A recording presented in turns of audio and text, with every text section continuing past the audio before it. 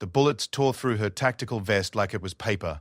Blood pooled beneath her as she lay motionless on the Afghan mountainside, her team believing they had lost their most decorated female Navy SEAL. What happened next would rewrite everything the military thought they knew about human endurance, loyalty, and what it truly means to have an iron heart. This is not just another war story. This is about Sarah Martinez, a woman who defied death itself and proved that some warriors are forged from something stronger than steel. Her story will challenge everything you think you know about courage, survival, and the unbreakable bonds formed in combat. What you're about to read happened exactly as documented in classified military reports that have only recently been declassified. The woman they tried to kill became the very person who would save them all. Sarah Martinez never planned to become one of the deadliest warriors in the United States Navy. Growing up in a small Texas town where Friday night football games were the biggest excitement, she was just another kid who dreamed of something bigger than her surroundings. Her father worked at the local auto repair shop, and her mother cleaned houses for wealthy families on the other side of town. Money was always tight, but her parents made sure she understood that hard work and determination could open doors that seemed impossible to budge. From the age of 12, Sarah displayed an unusual combination of physical toughness and mental steel that set her apart from other children. While her classmates complained about running laps in gym class, she would ask the teacher if she could run extra. When other kids cried over scraped knees, she would clean her wounds and keep playing. Her teachers often noted in her files that Sarah Martinez was different, though none of them could quite put their finger on exactly how. The first real test of her character came when she was 15. Her younger brother, Miguel, was diagnosed with leukemia, and the family's world turned upside down. Hospital bills mounted while her father's work hours were cut due to the economic recession. Instead of wallowing in self-pity or giving up on her dreams, Sarah took on 3 part-time jobs while maintaining straight-A grades in school. She cleaned offices before dawn, worked at a local diner after school, and helped her neighbor with farm work on weekends. During Miguel's chemotherapy treatments, Sarah would sit beside his hospital bed and tell him stories about brave warriors and heroes who never gave up no matter how impossible their situation seemed. She promised him that she would become strong enough to protect everyone she loved, no matter what it took. Miguel would later say that watching his sister's unwavering determination during his illness taught him more about courage than any book or movie ever could. When Sarah graduated high school as valedictorian, she had college scholarships waiting for her. Her guidance counselor, Mrs. Patterson, assumed she would choose the pre-med program at Texas A&M University. Instead, Sarah shocked everyone by announcing she was enlisting in the Navy. Her parents were devastated, fearing they would lose their daughter to war. Her friends thought she had lost her mind, giving up a free education to join the military. But Sarah had done her research. She had learned about the Navy SEALs and their reputation as the most elite Special Forces unit in the world. More importantly, she had discovered that the Navy was beginning to open combat roles to women, though the SEAL program remained exclusively male. Sarah saw this not as a barrier, but as a challenge she was meant to overcome. Basic training at Great Lakes Naval Station in Illinois was where Sarah's true nature began to emerge. While other recruits struggled with the physical demands and mental pressure, she thrived. Her drill instructors quickly noticed that Martinez never complained, never quit, and seemed to get stronger when things got tougher. During the infamous Hell Week simulation exercises, when half of her training class was eliminated due to injuries or voluntary withdrawal, Sarah not only survived but helped carry injured classmates to safety. Petty Officer First Class Johnson, a grizzled veteran who had been breaking in new recruits for 15 years, later wrote in Sarah's evaluation that she displayed unusual mental toughness and physical capabilities that suggest potential for advanced special operations training. He recommended her for additional screening, though he knew the odds of a woman making it into Special Forces were virtually zero at that time. After completing basic training with honors, Sarah was assigned to a destroyer in the Pacific Fleet. For 2 years, she served as a communications specialist while secretly training for something much more demanding. Every morning before her regular duties began, she would complete grueling physical workouts that left other sailors exhausted just watching.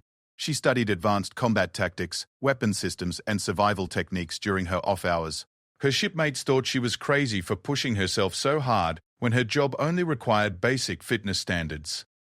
During a port call in San Diego, Sarah learned about a new pilot program that was quietly evaluating women for potential special operations roles. The Navy was under pressure to integrate combat units fully, but they were proceeding carefully due to concerns about physical standards and unit cohesion. Only a handful of women across the entire Navy had even been invited to attempt the screening process. The initial screening was designed to eliminate candidates before they could waste time and resources on formal training. Sarah arrived at the Naval Special Warfare Center knowing she would be competing against male candidates who had been preparing for this opportunity their entire military careers. The physical requirements were brutal. Candidates had to complete a 4-mile run in combat boots and fatigues in under 28 minutes, followed immediately by a 2-mile ocean swim in rough conditions. Then came obstacle courses, weapons handling tests, and psychological evaluations that broke even experienced warriors. Of the 43 candidates who started the screening process, only 7 completed all phases. Sarah Martinez was not only among those 7, but she had posted the second fastest run time and the fastest swim time of the entire group. The evaluating officers were stunned. They had expected her to fail during the first physical test, but instead she had outperformed Navy athletes who had been training for years specifically for this moment. Commander Patricia Wells, the senior officer overseeing the Women's Integration Program, called Sarah into her office after the results were compiled. She explained that Sarah's performance had been exceptional, but warned her about what lay ahead. The actual SEAL training program, known as Basic Underwater Demolition/SEAL Training, or BUD/S, had a failure rate exceeding 80%. Even candidates who completed the screening process often found themselves unable to handle the sustained physical and mental punishment of the 6-month program. Sarah looked Commander Wells directly in the eyes and said something that would be repeated throughout the special operations community for years to come. "Ma'am, I didn't come this far to fail. I came this far to prove that some people are built different, and I intend to show everyone exactly what that means." 3 months later, Sarah reported to the Naval Special Warfare Training Center in Coronado, California. She was one of only 2 women in a class of 112 candidates beginning BUD/S training. The other woman, Lieutenant Jennifer Chang, was a former college athlete and Naval Academy graduate who had been preparing for this opportunity since her sophomore year at Annapolis. From the moment they arrived, it was clear that Sarah and Jennifer were under intense scrutiny.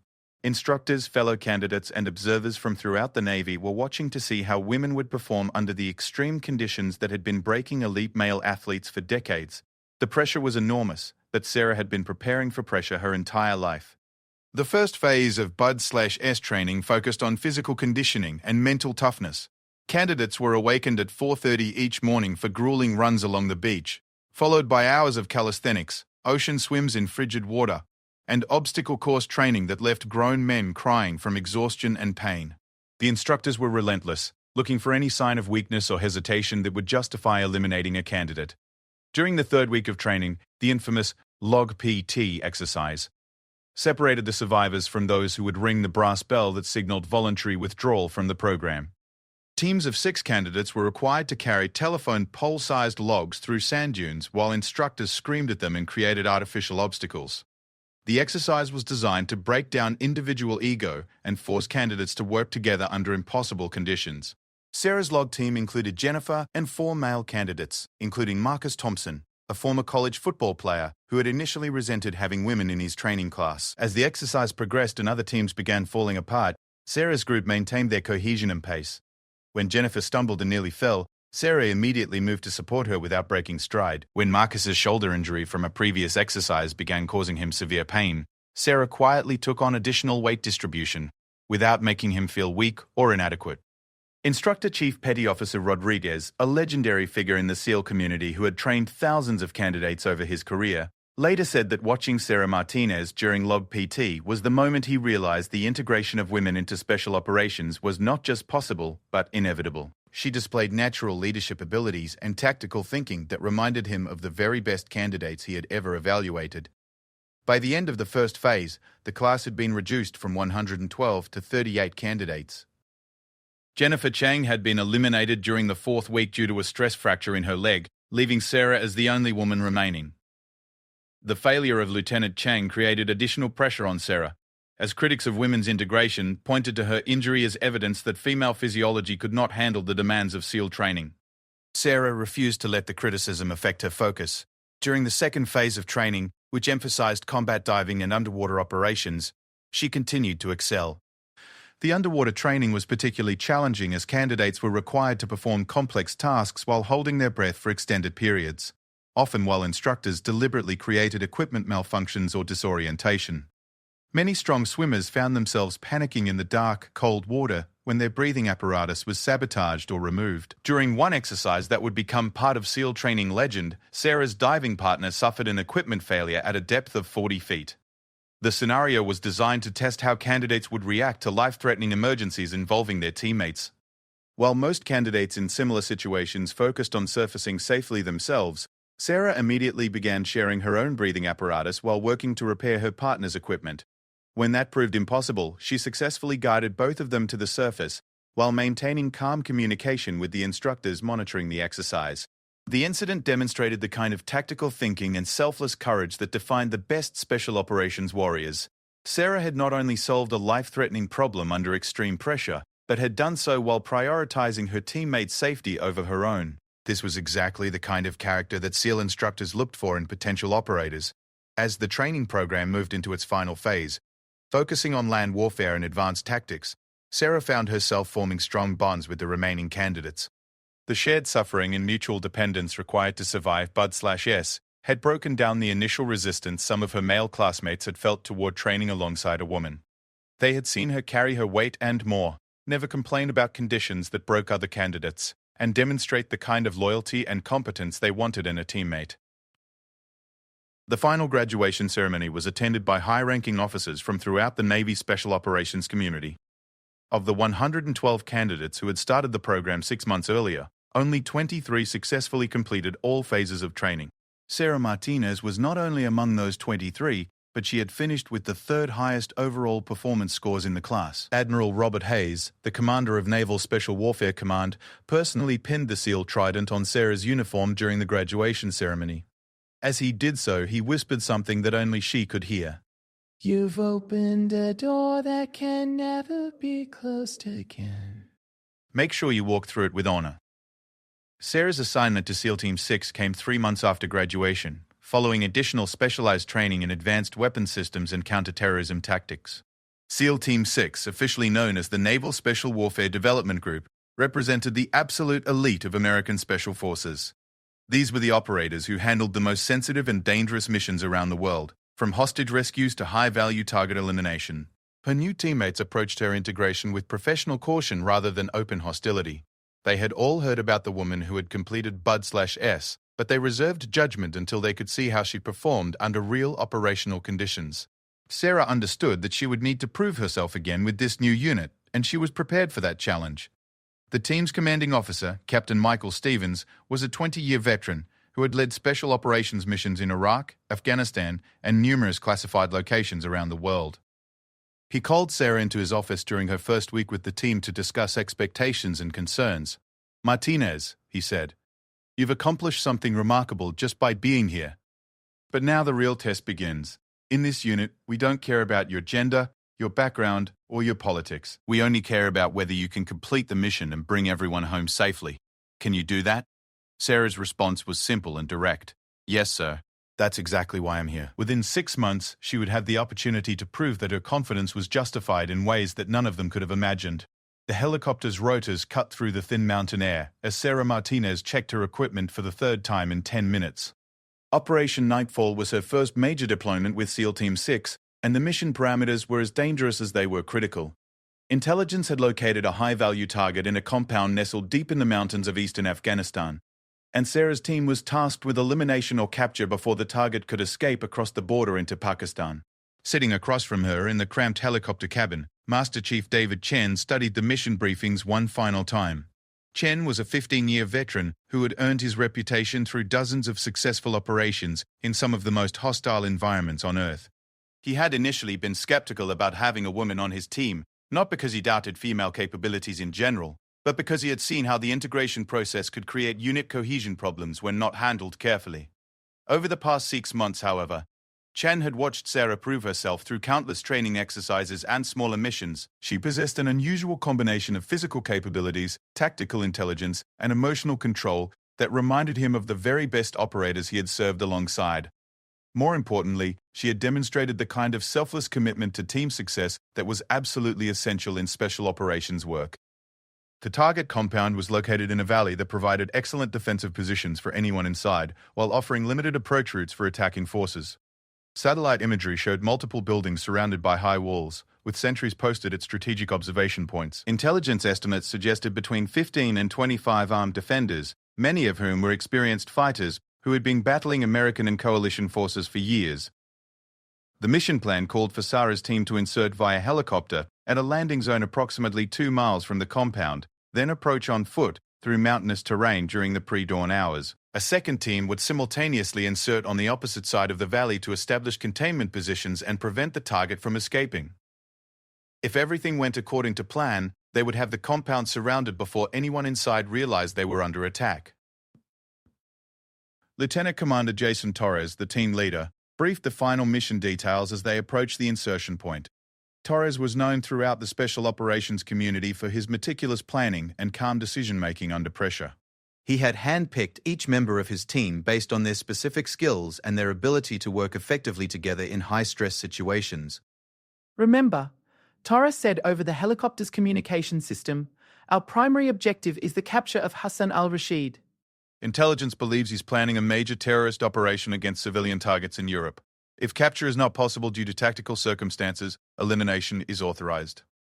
But I want everyone to understand that we need this guy alive if at all possible. He's got information that could save hundreds of innocent lives. Sarah adjusted her night vision goggles and performed a final weapons check.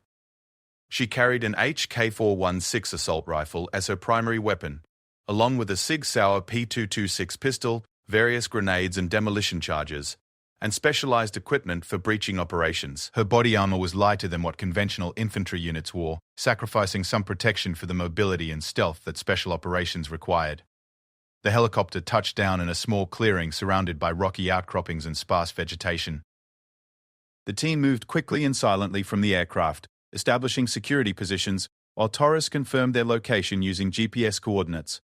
Within 60 seconds of landing, they were moving through the darkness toward their objective, while the helicopter disappeared into the night sky. The approach to the compound required 3 hours of careful movement through terrain that was both physically demanding and tactically challenging.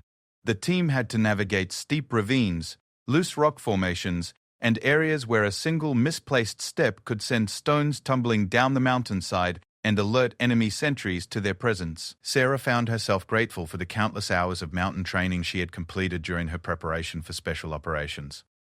As they moved closer to the target area, Torres used hand signals to position his team members for the final approach. Sarah was assigned to the eastern perimeter, where she would provide overwatch and fire support while also serving as backup for the primary assault element. Her position would give her clear sight lines into the compound, while allowing her to respond quickly if the team needed additional firepower or if the mission parameters changed unexpectedly. Through her night vision equipment, Sarah could see the compound clearly for the first time. The intelligence reports had been accurate regarding the basic layout, but there were additional defensive positions that had not appeared in the satellite imagery. She counted at least 6 sentries visible from her position, and there were likely others she could not observe from her current vantage point. Torres's voice crackled softly through her earpiece. All positions, report status. Each team member confirmed their readiness in turn. Sarah reported that she had clear sight lines to her assigned sectors and was prepared to provide supporting fire when the operation commenced. The second team, led by Chief Petty Officer Mike Sullivan, confirmed they were in position on the opposite side of the valley and had identified several potential escape routes that would need to be monitored. At exactly 0347 hours, the operation began. Sarah watched through her scope as explosive specialists Master Chief Chen and Petty Officer Rodriguez simultaneously breached the compound's main gate and a secondary wall section. The coordinated explosions were designed to create confusion about the direction and size of the attacking force while providing multiple entry points for the assault teams. The initial breach went exactly according to plan. Sarah provided precise covering fire as Torres and 2 other team members moved through the main gate, neutralizing sentries and advancing toward the primary building where intelligence suggested their target was located. Her training and natural shooting ability allowed her to engage enemy fighters at ranges that would have been challenging for many experienced snipers. Inside the compound, the assault teams encountered heavier resistance than anticipated. The defenders had prepared for the possibility of attack and had established interlocking fields of fire that made movement between buildings extremely dangerous. Sarah could hear the intensity of gunfire increasing as her teammates fought to reach the target building, while enemy reinforcements moved to defensive positions.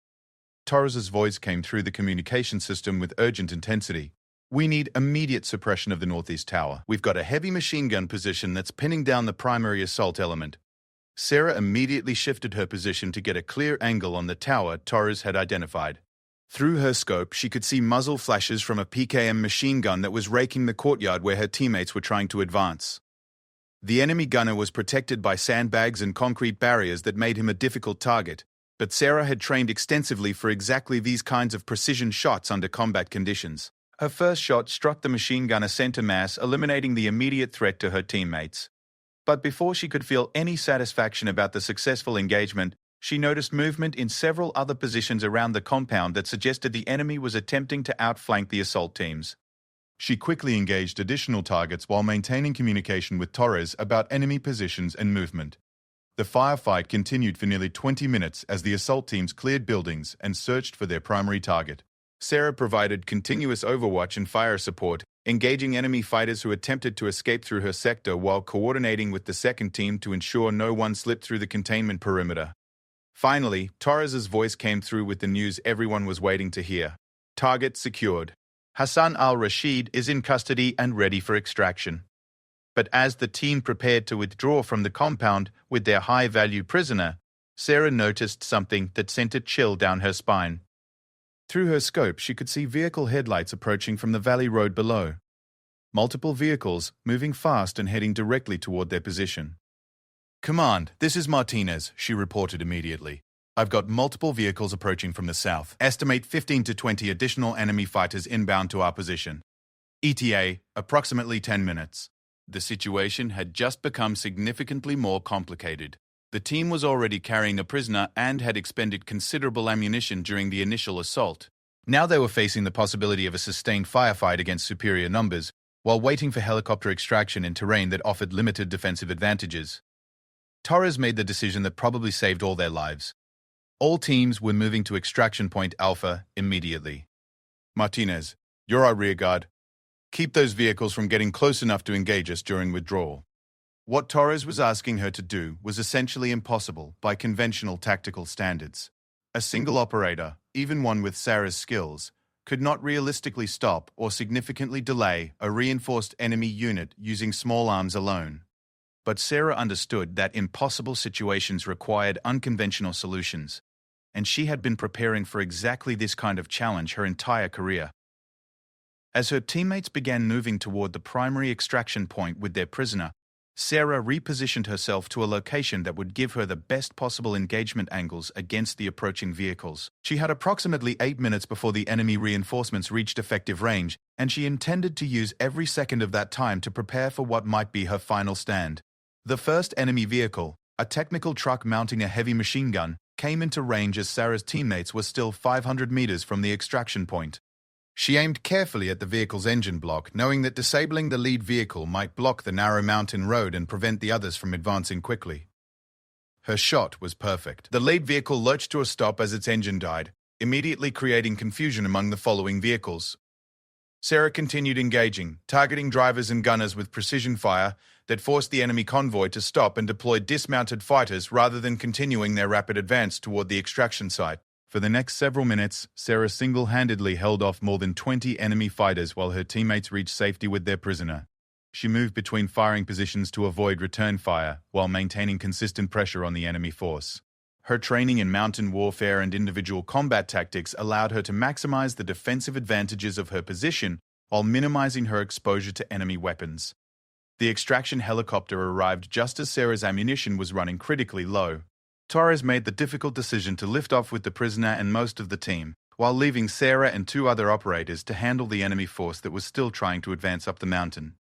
What happened next would become part of Special Operations legend. As the extraction helicopter disappeared into the darkness, Sarah and her 2 remaining teammates, Chen and Rodriguez, found themselves surrounded by enemy fighters, who were determined to prevent any Americans from escaping alive. The 3 SEALs established a defensive position among the rocky outcroppings near the original landing zone and prepared for what appeared to be their final battle. They had limited ammunition, no prospect of immediate reinforcement, and were facing odds that would have been challenging for a much larger force. But Sarah Martinez had not survived Bud/S training and earned her place on SEAL Team 6 by accepting defeat when situations looked hopeless. She had been forged in circumstances that taught her to find solutions when no solutions appeared to exist, and she was about to demonstrate exactly what that meant in the most dangerous few hours of her life. The enemy began their assault at first light, using the rocky terrain to approach the Americans' position from multiple directions simultaneously. Sarah and her teammates had to defend against attacks coming from 3 different compass directions while conserving ammunition and watching for opportunities to break contact and reach an alternate extraction point. During the initial enemy assault, Rodriguez was struck by small arms fire and seriously wounded. The injury left Sarah and Chen to defend their position while also providing medical care for their teammate. Sarah immediately moved to Rodriguez's position under heavy fire to assess his injuries and apply emergency medical treatment. Rodriguez had suffered multiple gunshot wounds to his legs and abdomen. He was conscious but losing blood rapidly and would not be able to move under his own power. Sarah and Chen faced a terrible tactical decision. They could abandon their wounded teammate and attempt to escape on their own, or they could stay and fight against overwhelming odds to protect someone who might not survive regardless of their efforts. For Sarah Martinez, there was never really any decision to make. She looked Chen in the eyes and said the words that would define her character for the rest of her career. "We don't leave anyone behind. Ever." Chen nodded his agreement, and the 2 SEALs settled in to face whatever came next. They had perhaps 2 hours of ammunition remaining if they were extremely careful with their shots. The enemy had superior numbers, superior firepower, and superior positioning. By any reasonable military analysis, Sarah Martinez and David Chen were about to die defending their wounded teammate in a remote mountain valley that most people would never even know existed. But reasonable military analysis had never accounted for the kind of warrior that Sarah Martinez had become. And the enemy fighters advancing toward their position were about to learn that some people truly do have hearts made of iron. The morning sun painted the Afghan mountains in shades of gold and crimson, as Sarah Martinez crouched behind a boulder that had become both her fortress and her potential tomb. Rodriguez lay motionless beside her, his breathing shallow and labored despite the field medical treatment she had administered. Chen was positioned 20 meters to her left, his rifle trained on the rocky outcropping where enemy fighters had been maneuvering for the past hour. Sarah checked her ammunition count for what felt like the 100th time. 47 rounds for her primary weapon, 1 full magazine for her sidearm, and 3 grenades. Against an enemy force that had grown to at least 30 fighters armed with automatic weapons, rocket-propelled grenades, and the high ground advantage. The mathematics of survival were not encouraging. Through her earpiece, she could hear intermittent radio traffic from the command center coordinating their rescue. The nearest friendly forces were hours away, and helicopter extraction was impossible until the enemy force could be neutralized or dispersed. Sarah and her teammates were completely on their own in a tactical situation that would have challenged a full platoon of infantry. The enemy had initially tried to overrun their position through direct assault, but Sarah and Chen's accurate defensive fire had made that approach too costly. Now the attackers were using a more methodical strategy, advancing through covered positions while maintaining suppressive fire that kept the Americans pinned down. It was a professional approach that suggested these fighters had significant combat experience. Sarah studied the enemy movement patterns through her rifle scope, looking for any weakness or opportunity she could exploit. The attacking force was well coordinated and disciplined, but she noticed they were concentrating their main effort on the position where Chen was located. They seemed to have identified his position as the primary threat, possibly because his initial defensive fire had eliminated several of their fighters. That tactical assessment gave Sarah an idea that was either brilliant or suicidal, depending on how events played out. If the enemy was focused on Chen's position, she might be able to use that fixation against them by creating a distraction that would allow her to attack them from an unexpected direction. She keyed her radio to reach Chen. "David, I'm going to try something. When I give you the word, I need you to lay down heavy suppressive fire for 30 seconds, then cease fire and hunker down. Make them think you're running low on ammunition." Chen's response was immediate. "Sarah, whatever you're planning, it's too dangerous. We stick together and wait for extraction." "There is no extraction coming in time," Sarah replied. "Rodriguez is bleeding out and will be overrun within the hour if we just sit here. Trust me on this." Before Chen could argue further, Sarah was already moving. She had spotted a route through the rocks that would allow her to circle around behind the main enemy force, but it would require her to cross approximately 50 meters of exposed ground under fire. The plan violated every principle of small unit tactics she had ever learned. But desperate situations demanded desperate measures. Sarah sprinted from her position toward a ravine that cut across the mountainside, keeping low and moving in an unpredictable pattern to make herself a difficult target. Enemy bullets sparked off the rocks around her as fighters redirected their fire to engage this unexpected threat. She reached the ravine safely and immediately began working her way around the enemy's flank. The terrain was treacherous, with loose rocks and steep slopes that threatened to send her tumbling into the valley below. But Sarah's mountain training and natural athletic ability allowed her to move quickly through conditions that would have stopped most people. She could hear the firefight continuing behind her as Chen maintained defensive fire to keep the enemy focused on his position. After 15 minutes of careful movement, Sarah reached a position that overlooked the main enemy concentration. Through her scope, she could see fighters positioned among the rocks, their attention focused downhill toward where they believed the Americans were trapped. They had no idea that one of their targets was now above them, with clear shooting angles into their positions.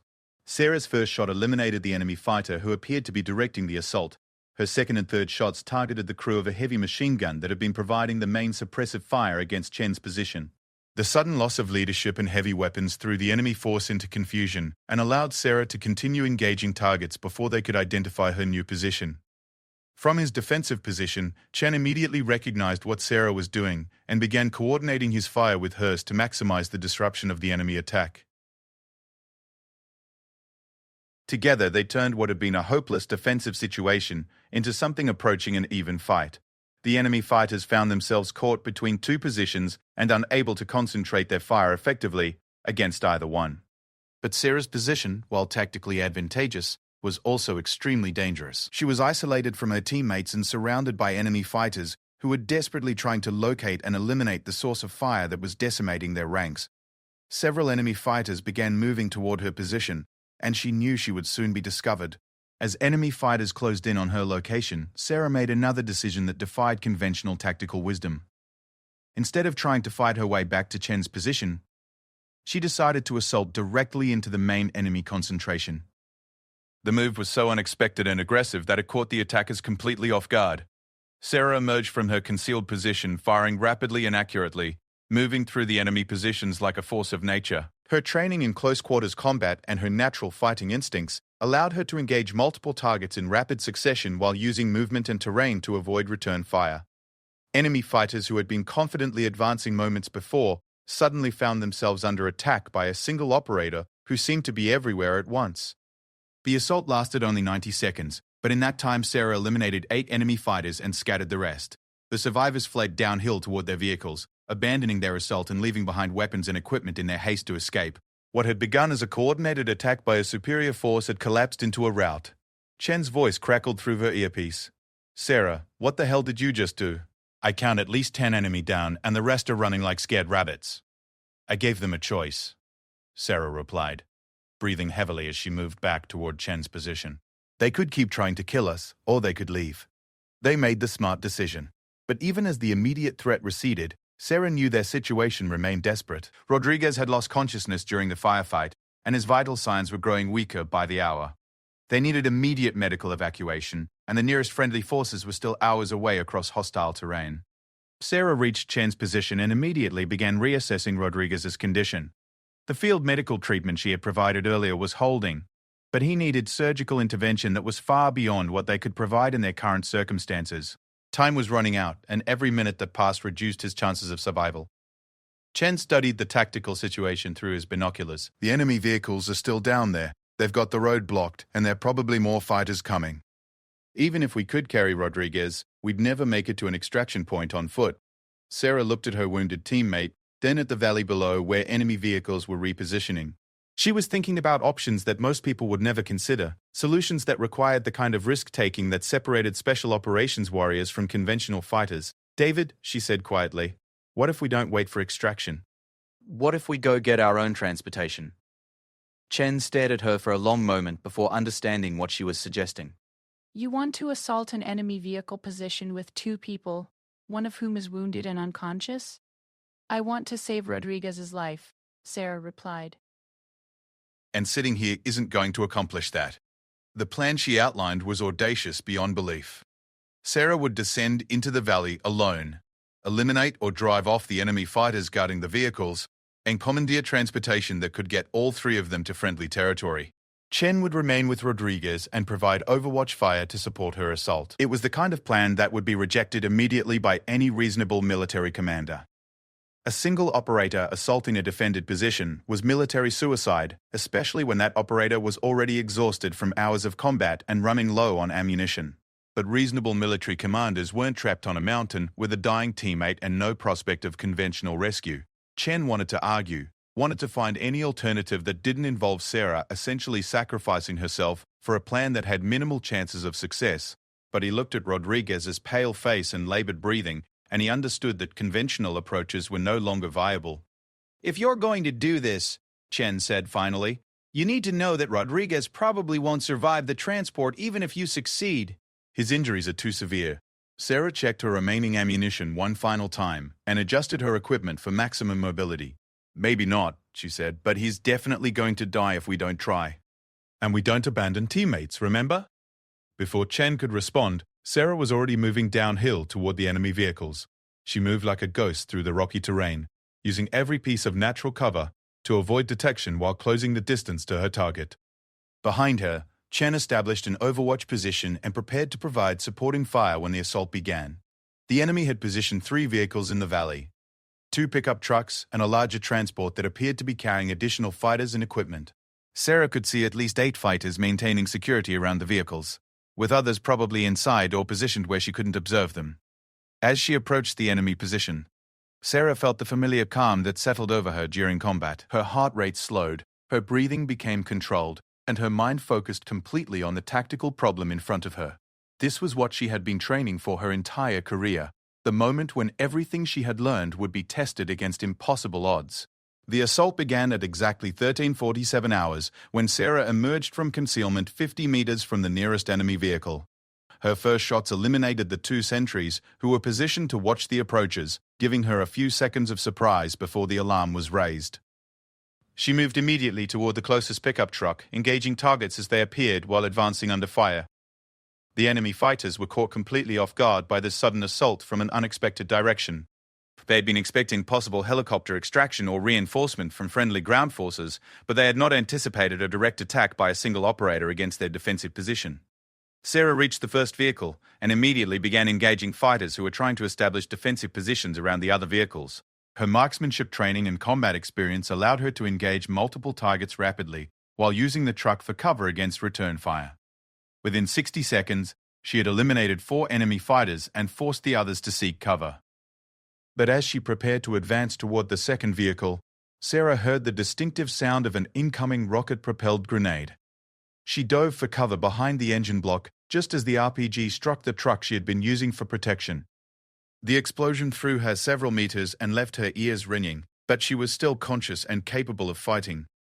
The enemy had regrouped faster than she had expected, and they were now coordinating their defensive fire more effectively. Sarah found herself pinned down behind the burning wreckage of the first vehicle, taking fire from multiple directions while trying to assess her options for continuing the assault. From his overwatch position, Chen could see that Sarah was in serious trouble. The enemy had her surrounded and were closing in for the kill. Without immediate support, she would be overrun within minutes. Chen made a decision that would haunt him for the rest of his career. He left Rodriguez alone and began moving downhill to support Sarah's assault. As enemy fighters closed in on her position, Sarah made her final gamble. She used her last grenade to create a smokescreen, then charged directly into the enemy position while visibility was limited. The move was so unexpected that several enemy fighters hesitated for the critical seconds she needed to close the distance and engage them at point-blank range. The final phase of the assault was a close-quarters gunfight among the vehicles that tested every aspect of Sarah's training and natural fighting ability.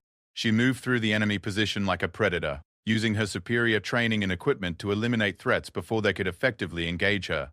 When her primary weapon ran dry, she transitioned seamlessly to a sidearm and continued fighting. When the smoke cleared, Sarah Martinez stood alone among the enemy vehicles. Every fighter who had been guarding the position was dead or had fled, leaving behind the transportation she needed to save her teammate's life. But as she began moving toward the largest vehicle to check its condition, Sarah felt something warm spreading across her chest. She looked down and saw blood seeping through her tactical vest. During the final assault, enemy fire had found its mark. The bullets had penetrated her body armor and torn through her chest, causing damage that was immediately life-threatening. Sarah Martinez, the woman who had just single-handedly assaulted an enemy position against impossible odds, was dying. But even as she felt her strength fading, Sarah's first thought was not of her own survival. She keyed her radio with fingers that were already growing weak. "David, vehicles are secure. Get Rodriguez down here now." Chen's voice came back immediately. "Sarah, you're hit." "How bad?" Sarah looked at the growing pool of blood beneath her feet. and felt the familiar calm that had carried her through so many impossible situations. Bad enough, she said, but not too bad to drive. Let's go home. Blood dripped steadily onto the floorboard of the captured enemy vehicle as Sarah Martinez gripped the steering wheel with hands that seemed to belong to someone else. The bullets had torn through her tactical vest and penetrated deep into her chest cavity, causing internal damage that should have incapacitated her within minutes. Instead, she was driving a stolen enemy truck through hostile territory, while her unconscious teammate lay in the back seat and Chen provided security from the passenger position. The road wound through mountain valleys that offered countless opportunities for ambush, and Sarah knew that enemy reinforcements were likely already moving to intercept them before they could reach friendly territory.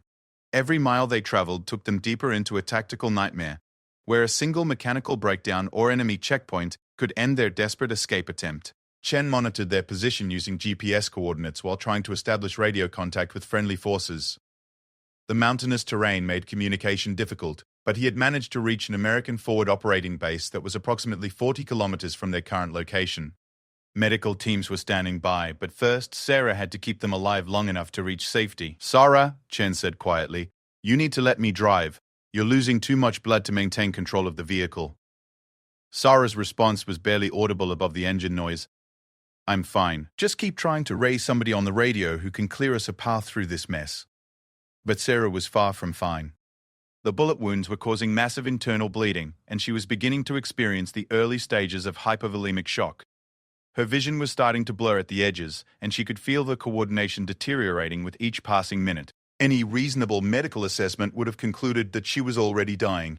The first enemy checkpoint appeared as they crested a ridge overlooking a narrow valley. Sarah could see two vehicles positioned to block the road, with armed fighters positioned behind improvised barriers. There was no alternate route that wouldn't add hours to their journey, time that Rodriguez didn't have, and that Sarah's own injuries probably wouldn't allow. "Contact front," Chen reported into his radio while checking his weapon. "Two vehicles, estimate 6 to 8 fighters. We're going to have to fight our way through." Sarah's tactical training told her to stop the vehicle and engage the checkpoint from long range, using their superior marksmanship to eliminate the defenders before advancing. But her medical training told her that Rodriguez would die if they delayed any longer, and her own deteriorating condition meant she might lose consciousness at any moment. Instead of stopping, Sarah pressed the accelerator to the floor and aimed their vehicle directly at the checkpoint. "Hold on," she said simply. The enemy fighters at the checkpoint were not prepared for a direct vehicular assault. They had positioned themselves to engage conventional infantry tactics, not a high-speed vehicle attack that gave them only seconds to react. Sarah's truck smashed through their roadblock at 60 kilometers per hour, scattering defenders and clearing the way for their continued escape.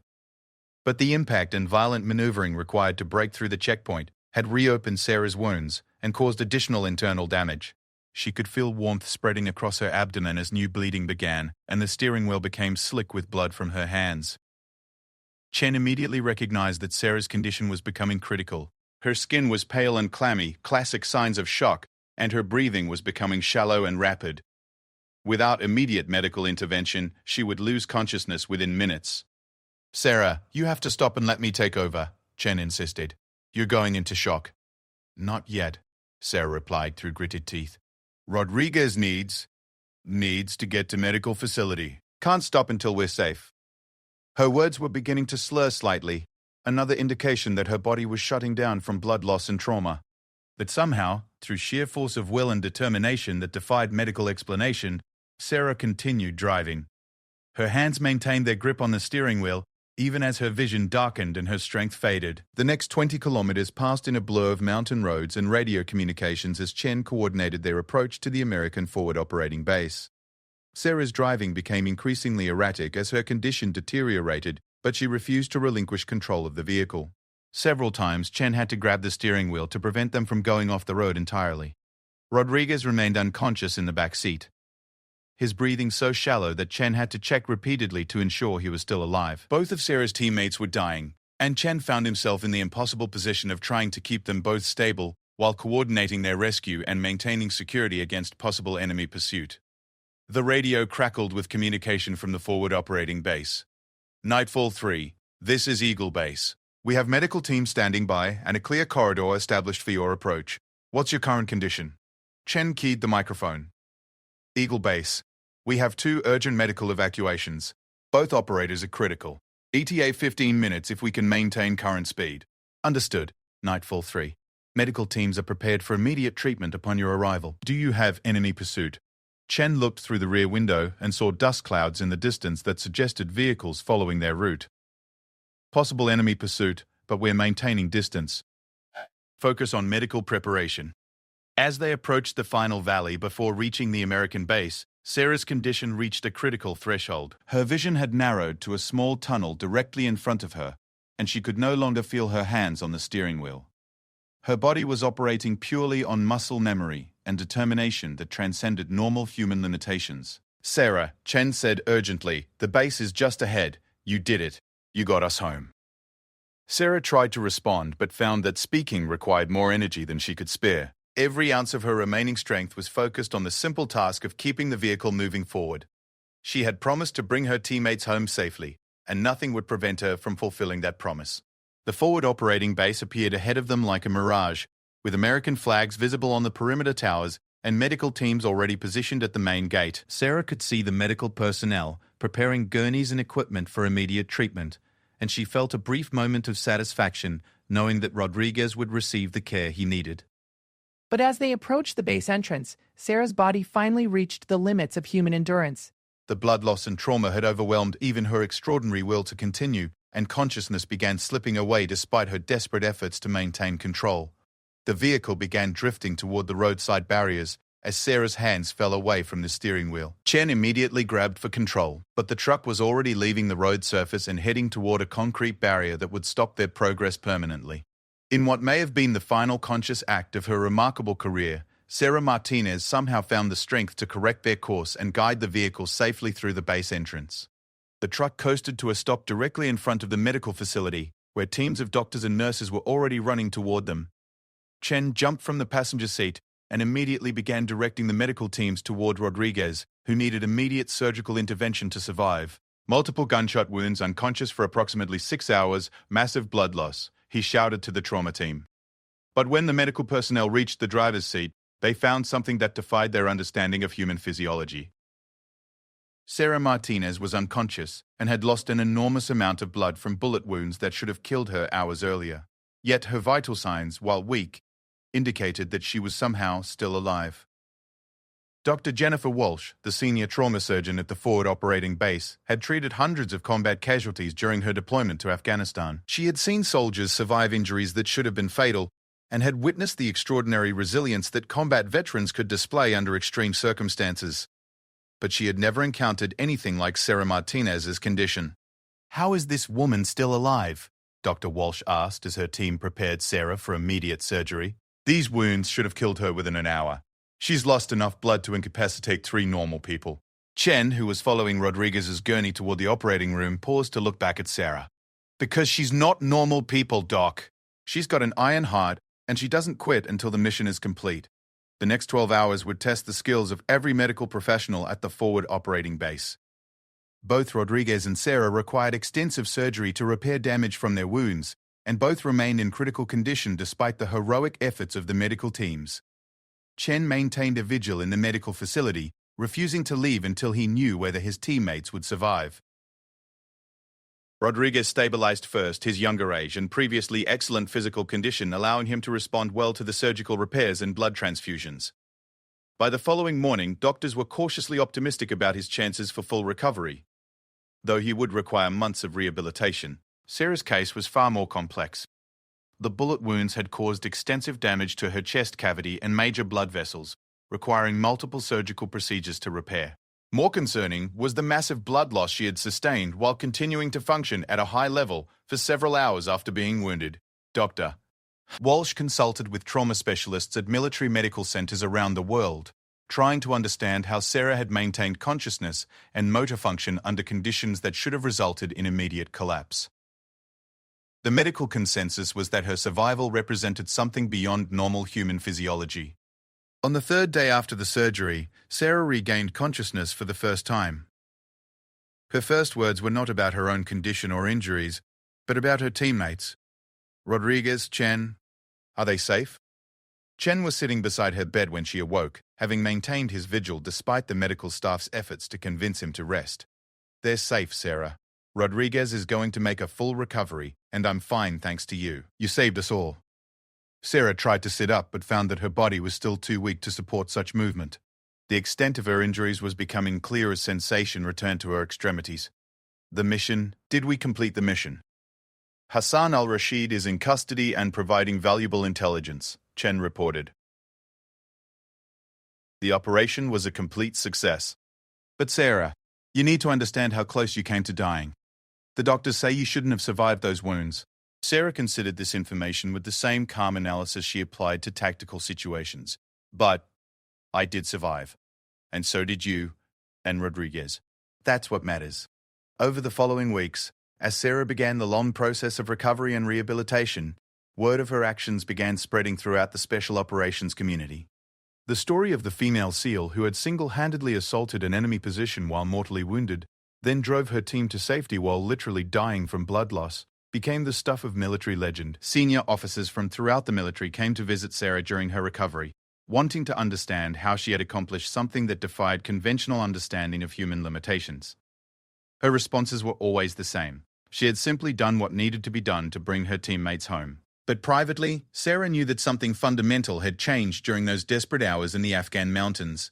She had discovered reserves of strength and determination that she hadn't known existed. Capabilities that went beyond anything she had learnt during training or previous combat experiences.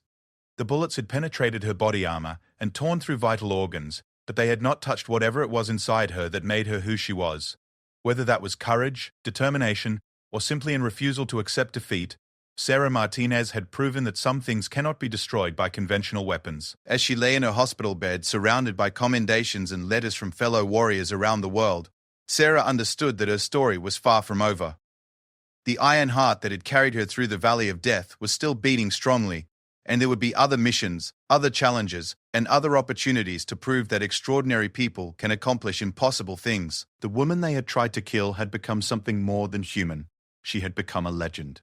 6 months after the Mountain Valley firefight that nearly claimed her life, Sarah Martinez stood before a gathering of the most elite warriors in the American military. The ceremony was taking place at the Pentagon, where senior officers from every branch of the armed forces had assembled to witness something unprecedented in the history of special operations. Sarah's physical recovery had been nothing short of miraculous. The extensive chest wounds that should have left her permanently disabled had healed completely, allowing her to return to full active duty despite the dire predictions of multiple medical specialists. Her rehabilitation had included months of physical therapy, weapons training, and psychological evaluation to ensure she was ready for operational deployment. But the psychological effects of her near-death experience had been more complex than the physical healing. During the long nights of recovery, Sarah had been forced to confront the reality of what she had accomplished in that Afghan valley. She had operated beyond the normal limits of human endurance while sustaining injuries that should have been fatal, accomplishing a mission that military analysts still struggled to understand. The ceremony began with Admiral Robert Hayes, the commander of Naval Special Warfare Command, reading the citation for the Navy Cross, the second highest decoration for valor that could be awarded to a member of the naval service. Sarah's actions had earned her a place among the most decorated warriors in American military history. For extraordinary heroism while engaged in action against an enemy of the United States, Admiral Hayes read to the assembled audience.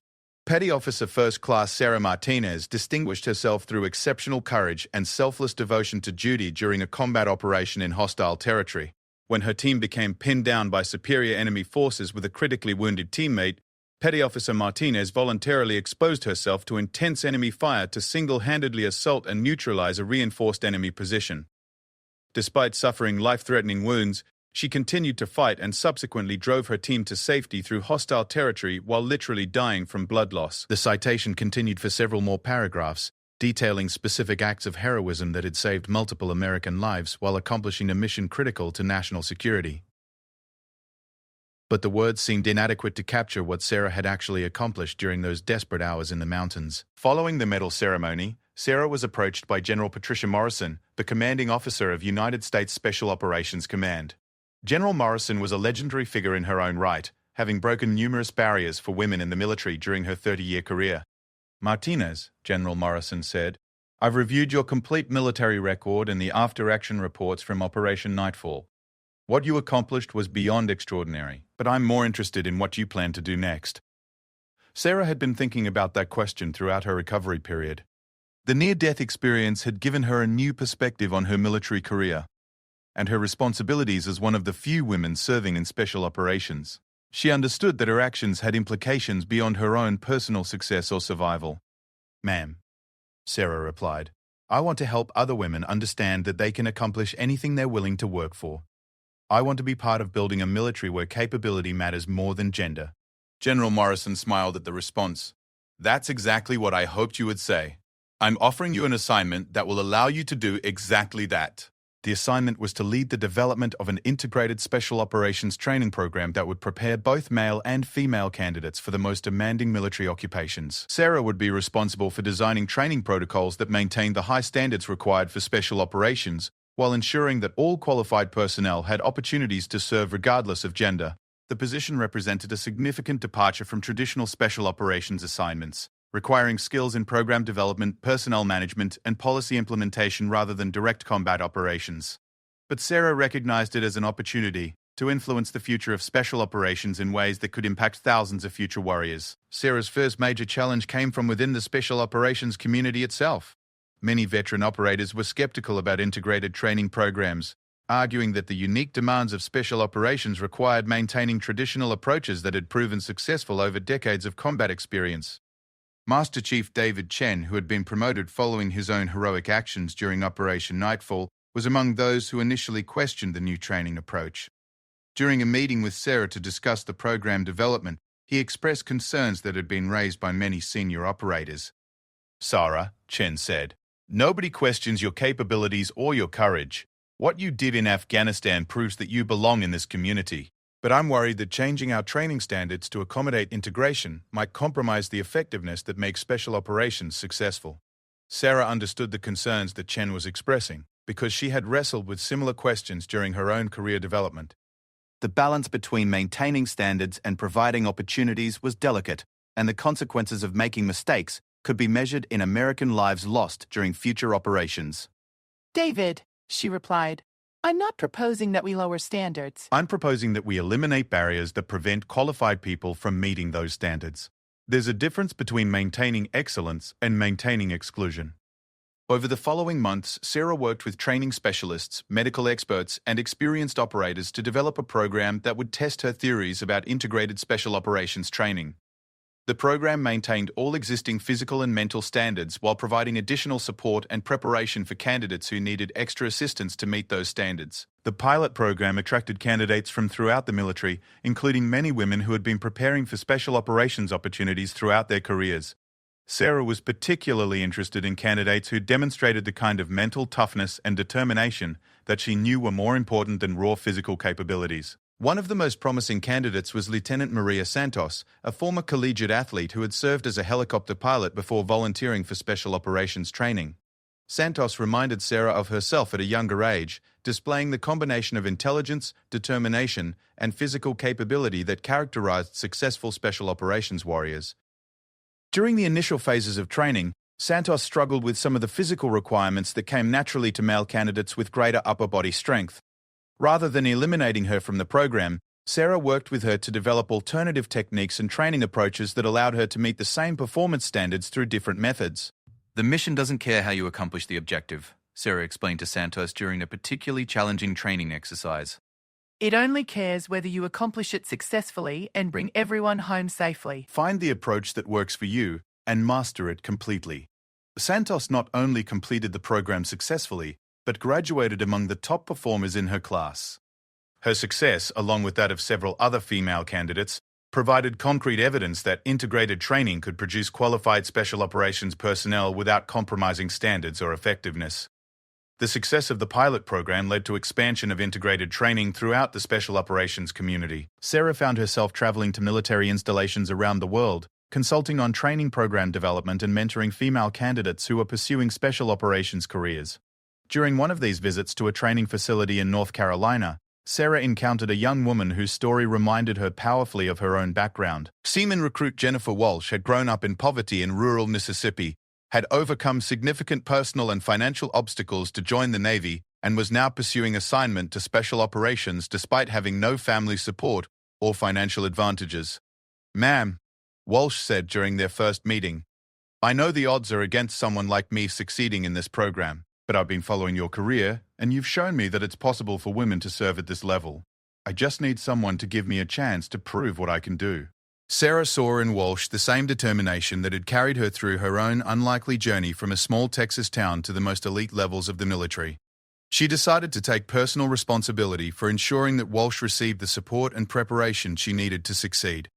Over the following year, Sarah served as an informal mentor to Walsh and dozens of other women who were pursuing special operations careers. She provided tactical advice, physical training guidance, and most importantly, the kind of encouragement that could sustain candidates through the inevitable setbacks and challenges they would face. Walsh not only completed special operations training successfully, but was selected for assignment to one of the most demanding units in the special operations community. During her graduation ceremony, she sought out Sarah to express her gratitude for the mentorship that had made her success possible. "Ma'am," Walsh said, "you didn't just show me that women could succeed in special operations. You showed me what it means to be a warrior, regardless of gender. Everything I accomplish in my career will be built on the foundation you established." The conversation with Walsh made Sarah realize that her greatest contribution to the military might not be her own combat achievements, but rather the opportunities she was creating for future generations of warriors.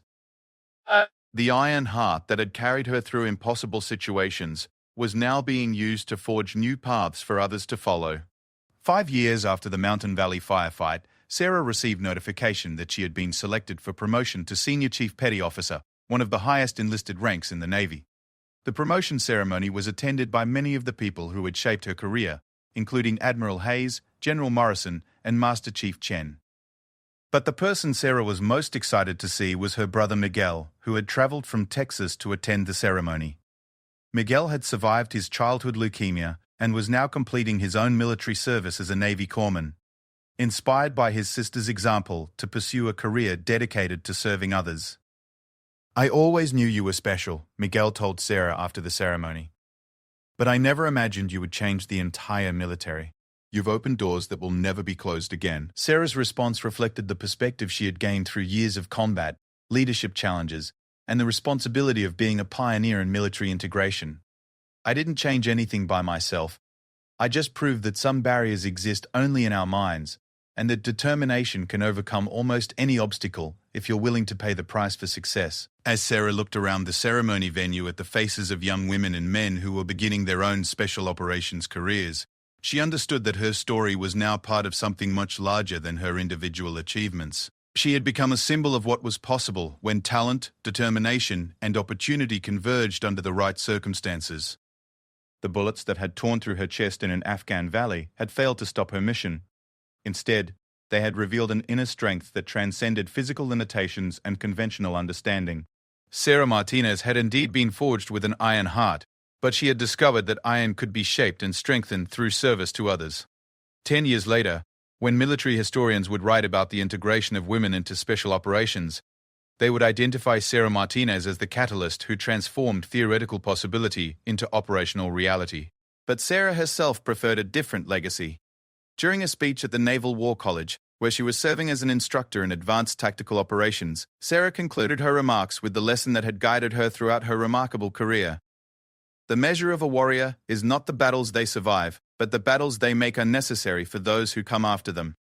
We serve not just to accomplish today's missions, but to ensure that tomorrow's warriors have every opportunity to serve with honor and distinction. The audience of future military leaders gave her a standing ovation that lasted several minutes. But what Sarah remembered most clearly was the young woman in the front row who approached her after the speech. The woman was wearing the uniform of a Navy midshipman and had the same look of determination that Sarah recognized from her own reflection decades earlier. "Ma'am," the midshipman said, "my name is Jennifer Martinez. No relation, but I chose that name when I was adopted because I wanted to honor what you accomplished. I'm going to be a Navy SEAL because you proved it was possible." Sarah shook the young woman's hand and saw in her eyes the same iron determination that had carried her through impossible situations throughout her career. The legacy was no longer just about her own achievements, but about the limitless potential of everyone who would follow the path she had helped to establish. "Good luck, Jennifer," Sarah said. "Remember that the only barriers that can stop you are the ones you accept in your own mind. And always bring your teammates home."